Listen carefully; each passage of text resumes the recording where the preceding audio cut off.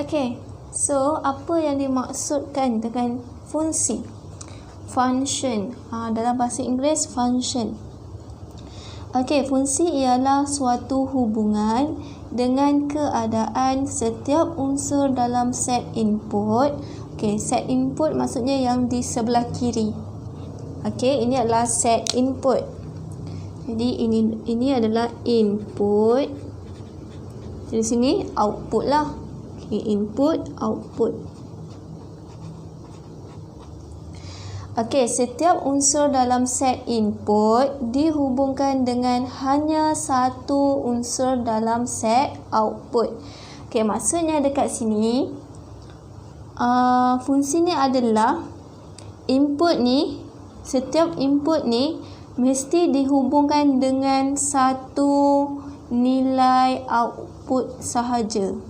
Okey, faham Maksudnya, maksudnya satu nilai ni mesti satu nilai di sebelah kanan, satu nilai di sebelah kiri berhubung dengan satu nilai di sebelah kanan. Okey. So, input dekat sini nama lain dia adalah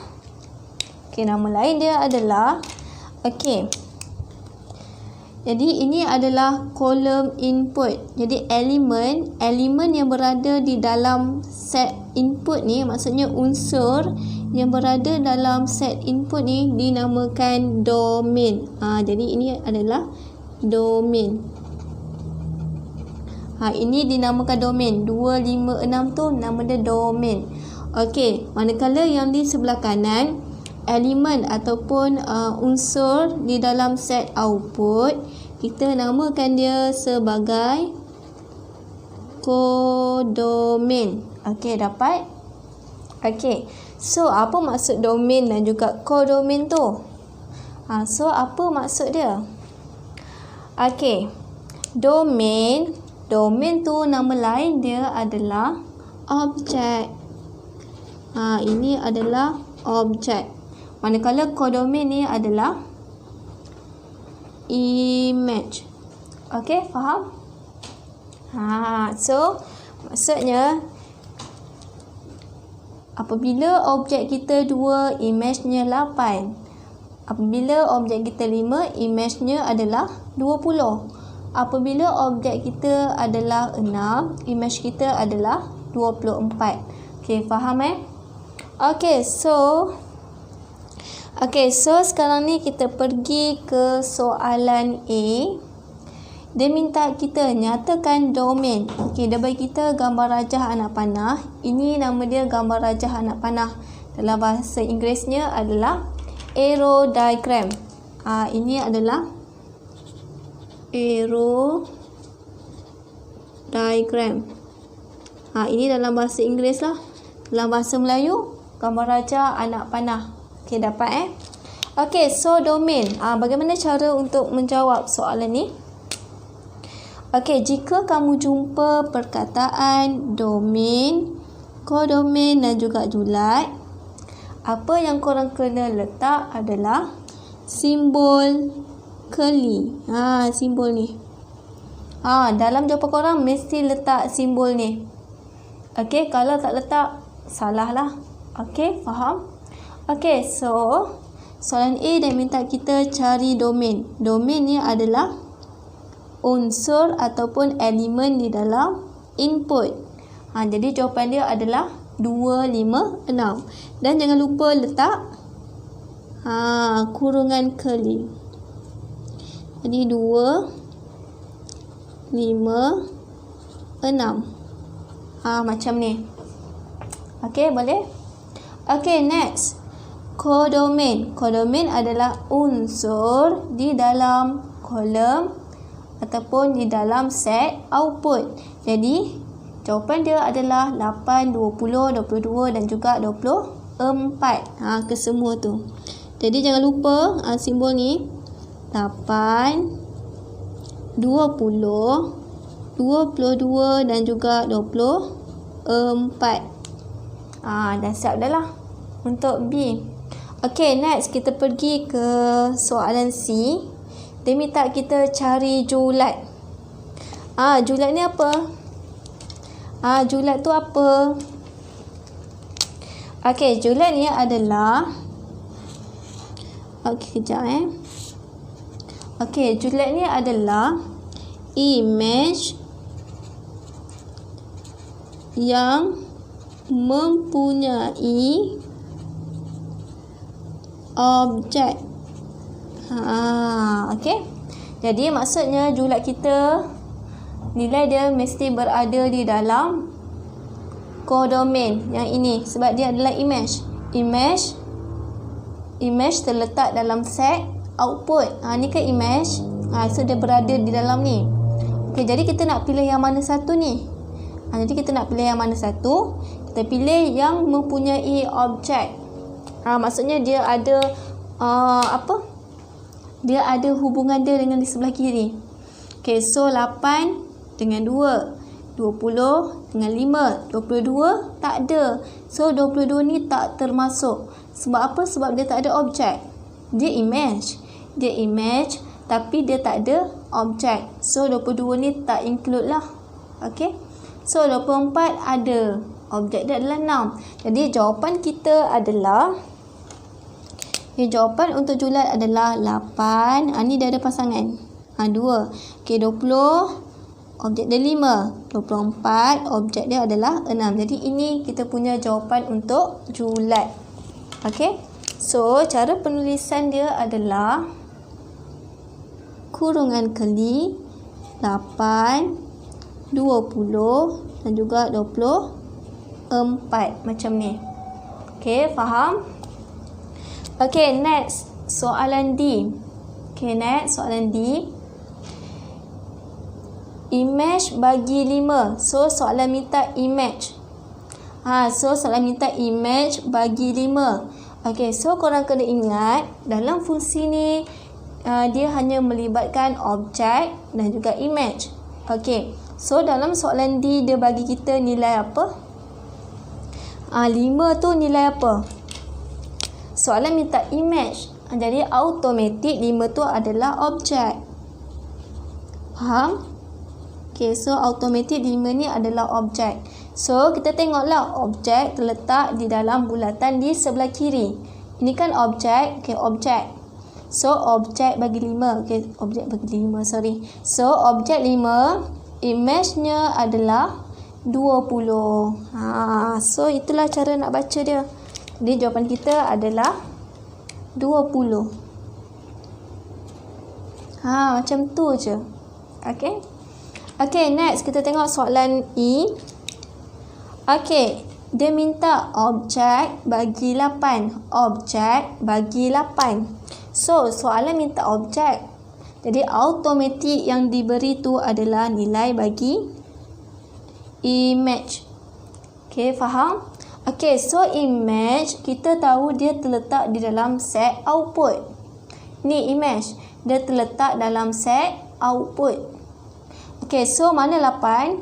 Ini. Jadi objeknya adalah 2. Okey. So jawapan kita di sini adalah 2. Okey, dapat? So itu je cara untuk mencari bagi soalan ini. Apabila dia bagi kita gambar raja anak panah lah, arrow diagram. Okey. Okey, lagi satu Juliet ni dalam bahasa Inggerisnya adalah range. Ni dalam bahasa Inggeris. Okey. Okey, next kita tengok soalan yang kedua. Okey, untuk soalan yang kedua dia bagi kita dalam bentuk graf. Maksudnya fungsi tadi tu dia present di dalam bentuk graf. Dalam bentuk graf. Okey, macam soalan sebelum tadi, soalan 1, fungsi tu dia present dalam bentuk gambar raja anak panah. Okey, boleh? Okey, so ini adalah dalam bentuk graf lah. Okey, graf kita tahu dia ada paksi X dan juga paksi Y. Okey, so semua sedia maklum bahawa cara untuk baca koordinat mesti bermula daripada paksi X, betul tak? And then diikuti oleh paksi Y. Bermaksud apa yang saya nak sampaikan kat sini adalah paksi X ni dia mewakili objek lah. Maksudnya kita baca dulu. Okay, nak produce something, kita kena letak, contohlah kita kena letak modal dulu. Kita kena bagi modal dulu, and then barulah keluar hasil dia, keuntungan dia, betul tak? Okay. Okay, so now untuk paksi X ni adalah objek ataupun nama lain dia adalah domain. Okay, paksi Y pula adalah image, nama lain dia adalah codomain. Okay. So, sekarang ni kita tengok titik-titik yang berada di dalam graf kita. Yang berada di atas graf kita. So, okay, so dekat sini cikgu akan tulis dia punya koordinat dulu. Okay, boleh? Okay, so untuk titik yang pertama cikgu akan ambil yang ni. So, jomlah kita tulis dia punya koordinat. Okay, so koordinat untuk titik yang pertama ni adalah -2, 1. Mesti baca daripada X. Bagi yang belum tahu, cara nak baca koordinat mesti bermula daripada X. Jadi dekat sini adalah -2, 1. Okay, dapat? Okay, and then titik yang kedua, yang ini 0, 3. So dekat sini adalah 0, 3. Okay. Okay, next titik yang ni koordinat dia adalah 2, 2. Okay, titik yang atas ni pula. Okay, titik atas ni pula. Okay.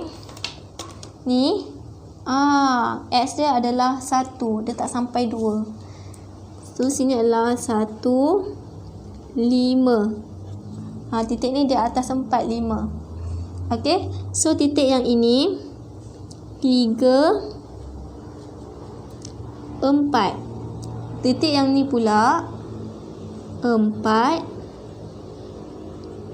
4. Okay, dapat semua? Okay, good.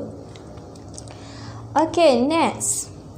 Soalan minta kita cari domain. Nyatakan domain. So, ingat pesan saya. Kalau soalannya minta kita cari nilai domain, codomain dan juga julat, mesti letak kurungan keli. Mesti letak kurungan keli macam ni. Kalau tak ada, maksudnya salah lah. Okay. So, soalan minta domain. Domain ni adalah objek. Betul tak? Objek ni adalah nilai X. Okay, jadi kau bacalah pada koordinat kamu mana nilai X. Okay. So, dekat sini -2, 0, 1, 2, 3, 4. Jadi yang saya bulatkan dengan warna purple tu adalah nilai domain lah, objek. So, cara penulisan dia adalah -2, 0, 1, 2, 3, 4. Okay, dapat semua? Okay, dapat. Okay, next kita tengok soalan B. Dia minta codomain. Codomain tu adalah image. Maksudnya nilai Y. Nilai paksi Y. Okay, so nilai paksi Y adalah 1, 2, 3, 4, 5. Okay, nampak ambil koordinat Y. So, dekat sini adalah 1, 2, 3, 4, 5. Macam ni. Okay, faham? Okay, soalan yang terakhir. Julat. Julat adalah image. Okay, image. Maksudnya jawapan kita mesti koordinat Y lah. Image yang mempunyai objek. So, kita tengok dekat sini. 1.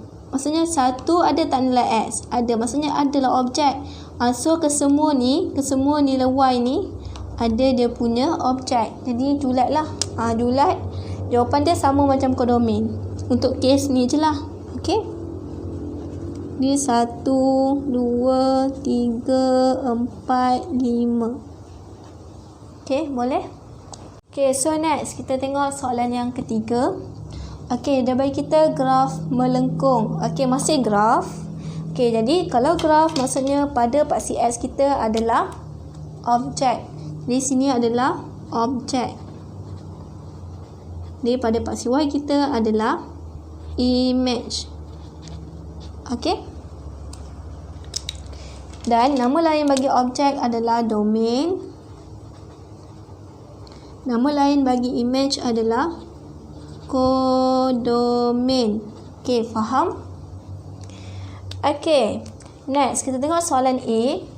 Dia minta kita cari domain. Domain ni adalah objek. Okey, dan cara penulisan untuk soalan ni dengan soalan ni berbeza Yang ni kita tahu. Ini kita tahu spesifik. Dia punya nilai-nilai objek tu melalui titik-titik yang ada tanda tu lah. Berbeza dengan yang ini.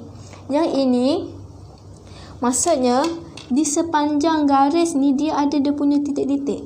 Dia ada dia punya titik-titik. Cuma dia tak buat. Dia buat garis garis lurus terus. Dia sambung ke semua titik tu. Okey. So, jadi cara kita nak tulis untuk soalan ni adalah okey. Domain tu adalah objek kan. So, objek kita, okey, tengok graf ni. Graf ni bermula daripada sini. Maksudnya nilai X kita bermula daripada kosong. Maksudnya nilai X kita bermula daripada kosong. Okay, and then graf kita ni berakhir di sini. Maksudnya nilai X kita adalah 3. Maksudnya dia bermula daripada kosong berakhir dengan 3. Okay, so cara penulisan dia adalah okey, X di tengah-tengah. X ni apa? Ni lah. X kan objek. Okey. So, simbol dia macam ni. Maksudnya nilai X kamu tu di antara 0 sampailah 3. 0 sampailah 3. Macam ni cara penulisan dia. Okey. Okey, next kita tengok soalan B. Kodomain. Kodomain adalah image. Image. Okey. Image. Okey, jadi sekejap Okey, sebelum tu cikgu nak terangkan sikit. Okey, untuk cari domain daripada graf melengkung ni, nilai dekat sini adalah nilai paling kiri graf kamu. Okey, ni graf kamu. So, nilai yang paling kiri. Graf kamu yang paling kiri ini kan. So, nilai dia adalah 0. Okay. Okay, so yang ini pula 3 ni adalah nilai paling kanan graf. Okay, ini kiri. So, graf kamu ke kanan yang ini. So, nilai dia adalah 3. Okay, dapat? Okay. Okay, next kita tengok soalan D. Kodomain. Kodomain adalah nilai image, betul tak? Maksudnya nilai Y. So, cara dia, korang tengok. Okay, sekejap cara penulisan dia macam ni. Dia sama macam atas juga. Cuma dekat tengah-tengah tu lain lah. Okay, ini X. Kenapa X? Sebab objek. Objek adalah X. Jadi, kalau dia minta kodomain, kodomain kan image. Jadi simbol untuk image akan bertukar jadi fx lah kat sini. So dekat sini kita tulis fx. Simbol masih sama. Okey, kalau paksi y kita kira kiri kanan. Kalau paksi y kita kira paling bawah dan juga paling atas. Okey, boleh tak? Okey. So maksudnya dekat sini ini lengkung kamu, ini lengkung kamu. So, yang paling bawah dia apa?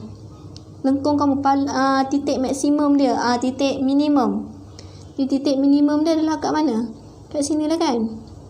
Inilah titik minimum dia. Sebenarnya nilai Y yang paling rendah tu dekat sini. So, 2 lah nilai dia. Okay, dapat tak? So, dekat sini adalah 2. Okay. Ini adalah titik minimum. Okey, yang dekat sini pula, lawan bagi minimum adalah maksimum. Jadi, berdasarkan graf ni, mana titik maksimum? Titik yang paling tinggi. Inilah kan? Inilah titik maksimum dia. Titik maksimum dia. Titik yang paling tinggi. Okey, so yang inilah. Jadi nilai dia adalah 6. Okey, boleh?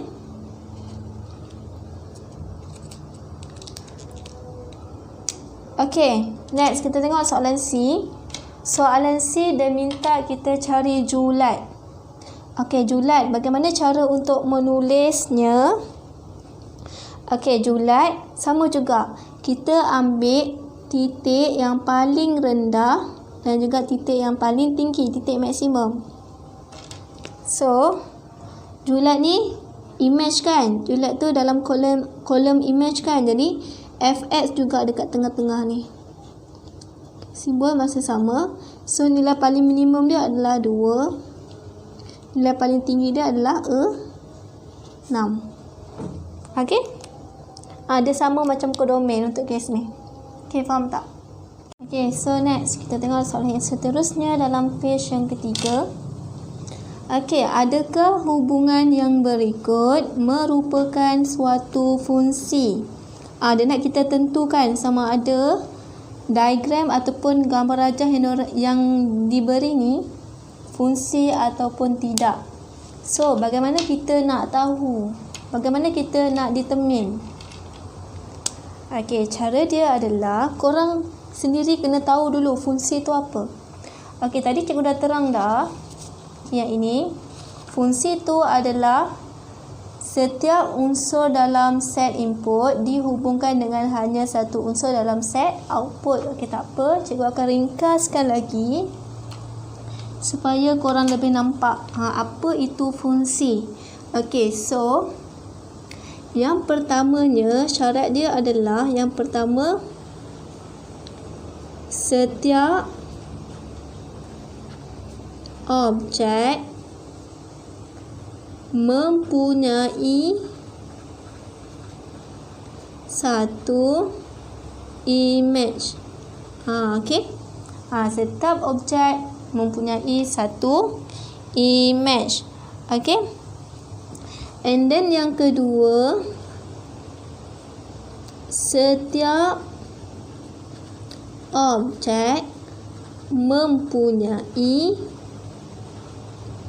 image. Nampak macam sama, tapi dia berbeza Okey, so cikgu terangkan apa yang dimaksudkan dengan syarat-syarat yang cikgu tuliskan ni.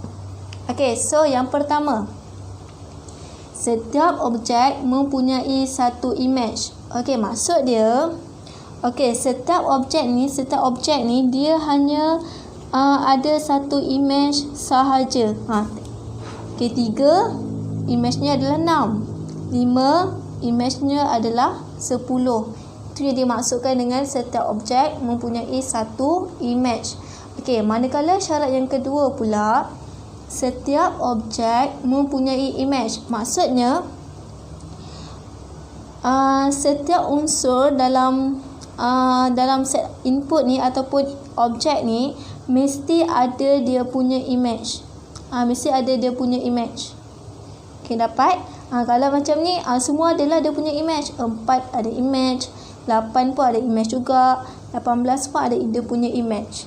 Okey, faham Okey, berbeza dengan yang ini. Yang ini tak ke semua objek mempunyai image. 9 ni tak mempunyai image. Jadi ini bukan fungsi lah. Okey, faham?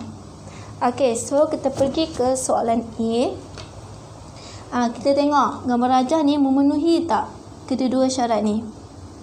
Okey, so syarat yang pertama, setiap objek mempunyai satu image. Okey, tengok 3. Okey, ada satu image. Okey, ini pun satu, ini pun satu image juga.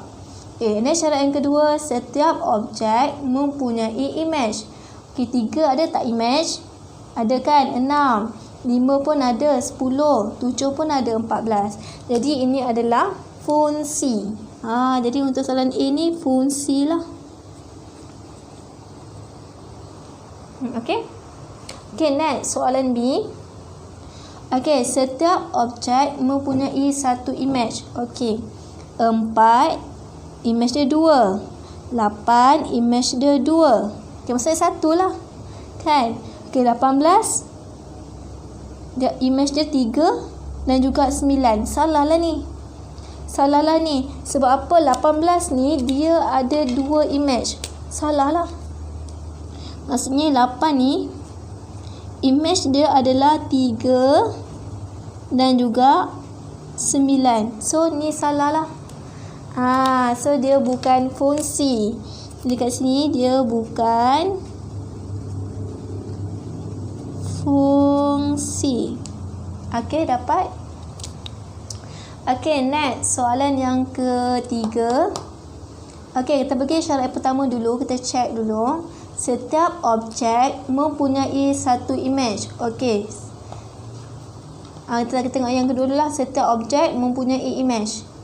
Okay, 1 ada image. 3 pun ada image. 7 pun ada image. Tapi 9 tak ada image. Jadi, ini bukan fungsi. Okay, kalau soalan minta kita nyatakan alasan. Dia nak kita berikan alasan anda. So, bagaimana nak tulis? Bukan fungsi kerana 9 tidak mempunyai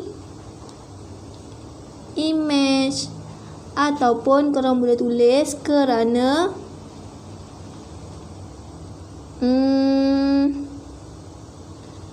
kerana setiap objek tidak mempunyai image. Maksudnya refer kepada 9 ni lah. Maksudnya setiap ni ada yang tak ada image. Okay? Kita tukarlah kerana terdapat satu objek yang tidak mempunyai image. Okay? Boleh? Okay, next kita tengok soalan D. Okay, kita pergi syarat yang kedua dulu Setiap objek mempunyai image. Okay, ni ada image. Okay, ada image. A ada image. B pun ada. C pun ada. Okay, syarat yang pertama ni. Setiap objek mempunyai satu image. Okay, A dah ada satu. A 4. B 4. Maksudnya B ni pun ada satu image. C pun ada satu image. Jadi ini adalah fungsi lah. Okay, boleh? So, itu je cara untuk menentukan sama ada fungsi ataupun tidak. Korang kena tahu dua syarat ni. Okay? Okay, next kita tengok yang seterusnya. Ujian garis mencancang. Okay, garis mencancang maksudnya garis menegak lah. Okay, garis menegak. Okay, bagi yang tak tahu, garis mencancang tu adalah garis menegak. Garis menegak. Okay, ataupun dalam bahasa Inggerisnya adalah vertical line. Okay? Okay, so apa tujuan dia? Apa tujuan ujian ni? Ujian garis mencancang digunakan bagi menentukan sama ada sesuatu graf tu ialah fungsi ataupun bukan. Okay, maksudnya ujian ni kita guna untuk menentukan graf tu fungsi ataupun bukan lah. Okay, dengan cara kita buat garis menegak di atas graf itu. Okay, faham? Okay, so cuba tengok cara cikgu buat dia punya garis tu. Okay, ini. Okay, so korang boleh buat di mana-mana je. Korang kena check keseluruhan graf ni. Okay, so kalau cikgu buat garis menegak dekat sini,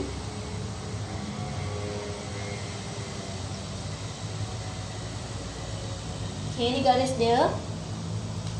Okay, so dekat sini, sini objek Okey, jadi sini objek. Contohlah nilai dekat sini adalah 3. Contohlah nilai dekat sini ni adalah 3. Jadi 3 ni dia mempunyai berapa image? Nak baca image untuk yang ni. Untuk yang ni. Ini. Inilah. So, 1 je. Jadi 1 objek, 1 image. Okey, boleh Kita baca kat titik ni lah. 1 objek, 1 image. Jadi kalau dia bersilang pada 1 titik, maksudnya dia fungsi. Okey. Ni nak tahu dia fungsi ke tak? Okey, fungsi ni kalau dia bersilang pada 1 titik sahaja. Ini fungsi lah. Fungsi ni adalah ni. Dia bersilang pada 1 titik sahaja. So, kalau kita buat garis kat sini tadi, dia hanya bersilang pada 1 titik. Maksudnya, garis lurus ni dia bersilang dengan lengkung tu pada 1 titik. Faham tak? Okay. So, kita cuba titik lain pula. Kita cuba dekat sini. Okay, kat basi Y ni. So, dekat sini pun dia 1 titik juga. 1 titik, ini pun 1 titik juga. Okay, cuba dekat sini pula. Ini pun 1 titik. Jadi bermakna graf ni adalah fungsi. Okey. Ini adalah fungsi. Okey, next kita tengok soalan B.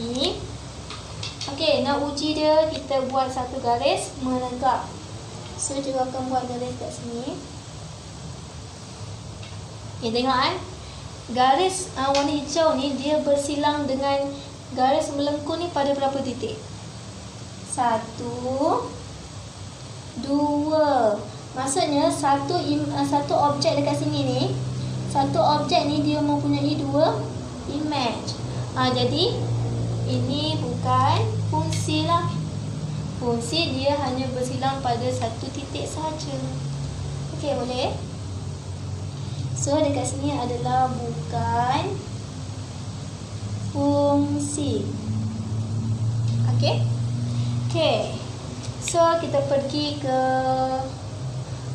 nombor 4. Okey, tata tanda fungsi. Okey, tata tanda fungsi maksudnya fungsi tu ditulis dalam bentuk persamaan tu. Okey? Tata tanda fungsi boleh ditulis dalam 2 bentuk. Ini adalah bentuk yang pertama, dia sama dengan. Bentuk yang kedua adalah arrow. Dia ada arrow. Okey, so fungsi dia boleh tulis dalam 2 bentuk macam ni. Okey? Okey, so sini fx. Boleh juga dia guna gx, hx, dia boleh guna macam-macam lah kat sini. Okey? Dia bukan fix kepada f sahaja. Dia boleh guna huruf lain juga. Okey, boleh? So, bagaimana cara sebutan dia? Bagaimana cara sebutan dia untuk kes yang ini? Okey, so cara sebutan dia, kita baca dia daripada belakang.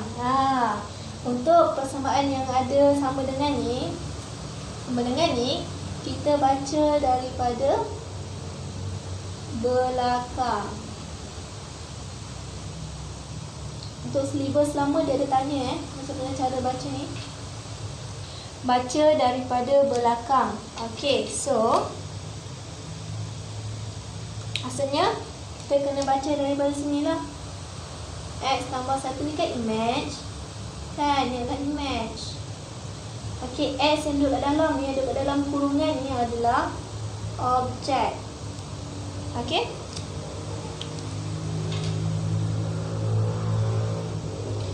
Okay, so cara dia adalah kita baca yang ini dulu, image, objek. F ni adalah fungsi F.